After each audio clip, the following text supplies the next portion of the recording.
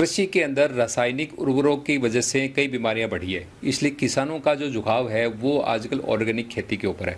तो ऑर्गेनिक खेती के अंदर कौन से उत्पाद यूज किए जाए, किस तरह के खाद यूज किए जाएंगे, ये बताएंगे हमारे साथ सुल्तान जी रणवा।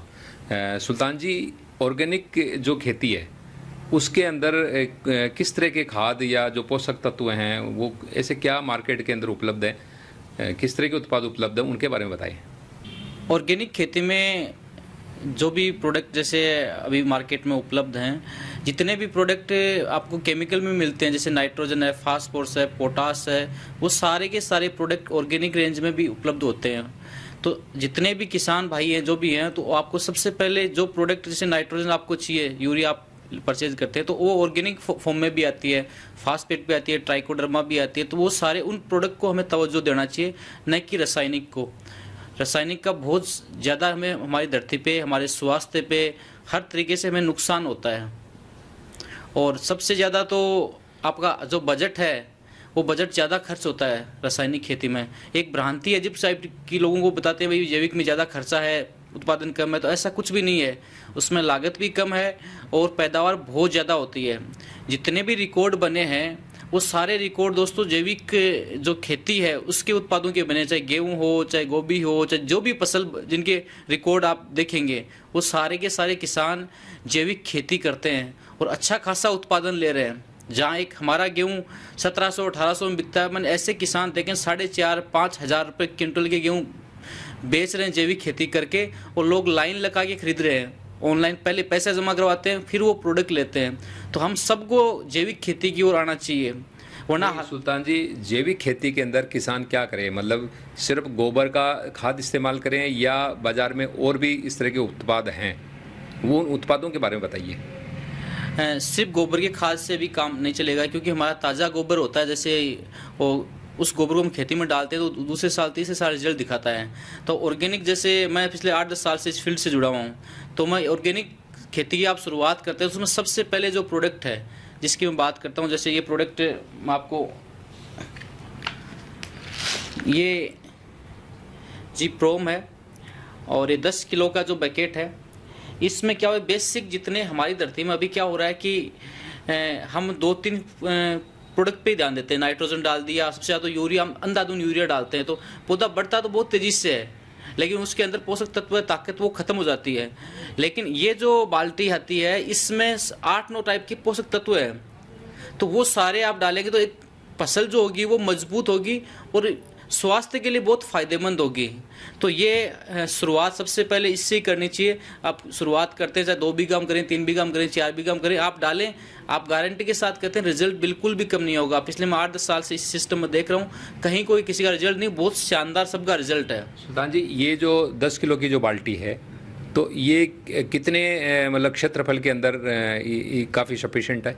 ये 1 एकड़ के हिसाब से आती है। इसमें हम जो गोबर की खाद है वो भी मिला सकते हैं, और गोबर की खाद को मिला के इसमें डालेंगे तो आप 2.5 बीघा, 3 बीघा, 4 बीघा तो आराम से इजीली डाल सकते हैं। बहुत बढ़िया। 1 एकड़ का है तो मतलब ये 4.5 बीघा के लिए तो हो ही गई जी, है ना। 4.5 बीघा के अंदर ये इसको छिड़काव किया जा सकता है जी। दूसरा ये बताइए, इसकी कीमत क्या है?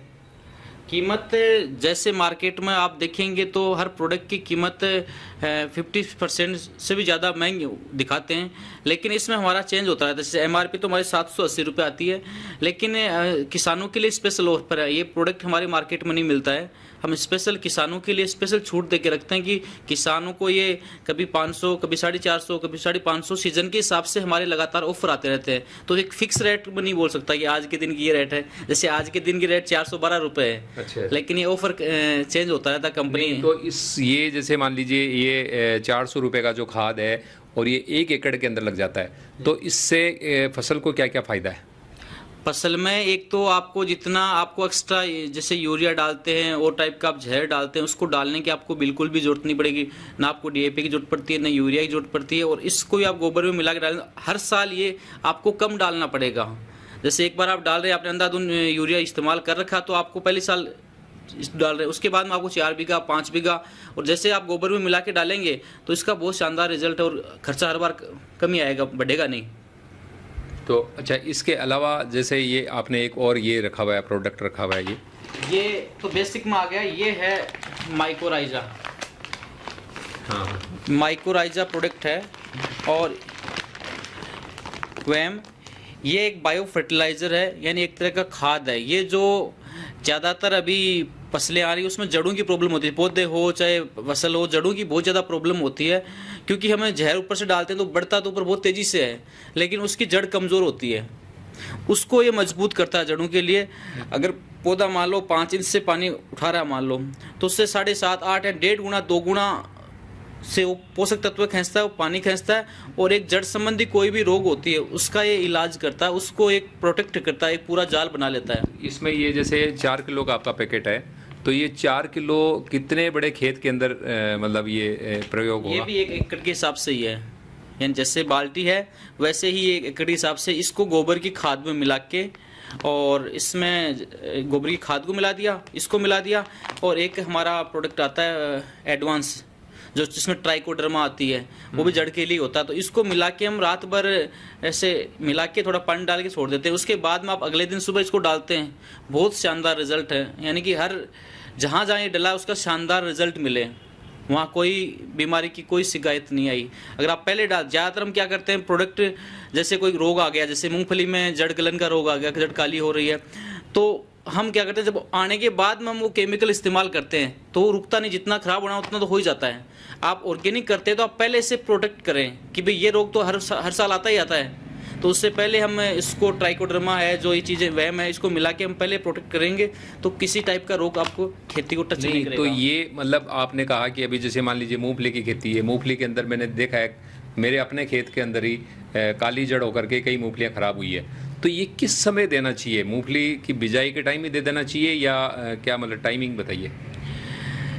जैसे मूंगफली में बुआई करते हैं तो सबसे पहले हमें बीज उपचार करना चाहिए। जो ट्राइकोडर्मा जो लिक्विड आता है वो उससे भिगो के फिर बीज उपचार करके हम डालेंगे, तो एक तो मूंगफली के बीज का वो प्रोटेक्ट करेगा, तो वहाँ रोग आने का खतरा कम है। और फिर जैसे हमें स्टार्टिंग होती है, जैसे आप पहला हम पानी देते हैं, शुरुआत होती है, स्टार्टिंग में ही इसको यूज़ करेंगे तो उसके बेहतरीन रिजल्ट है, और फिर और किसी खाद की ज़रूरत नहीं पड़ेगी, किसी यूरिया है, DP है, या और कोई केमिकल की आपको ज़रूरत नहीं पड़ेगी। तो इससे आपका आराम 2-3 प्रोडक्ट से आराम से खेती हो सकती है। बाद दुनिया भर के नाम आते हैं, दुनिया भर की चीज़ें आती हैं, लेकिन ऑर्गेनिक में ज़्यादा चीज़ें की ज़रूरत नहीं होती, तो ये बेसिक इसमें सब चीज़ें आ जाती हैं। तो ये थे सुल्तान जी रणवा, जिन्होंने ऑर्गेनिक किसानों के लिए ये 2 उत्पादों के बारे में बताया है कि इनका इस्तेमाल करने के बाद में ज़्यादा और कुछ केमिकल्स की आपको कोई ज़रूरत नहीं है, आप ऑर्गेनिक खेती इनके साथ कीजिए। तो जुड़े रहे हमारे साथ, हम फिर ऑर्गेनिक किसी उत्पाद की जानकारी लेकर हाजिर होंगे। धन्यवाद।